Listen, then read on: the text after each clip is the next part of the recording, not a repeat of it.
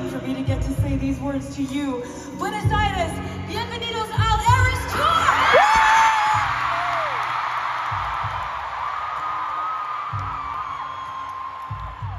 You have no idea how happy I am to see you guys tonight. You know, we had a concert scheduled for the day before yesterday, and the weather got in the way.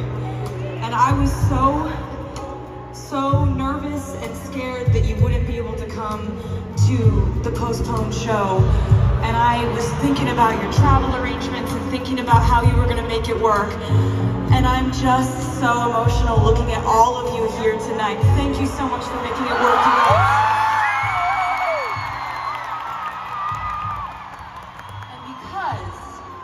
Because your show was postponed, this now means you are our last crowd that we will get to play for in Argentina.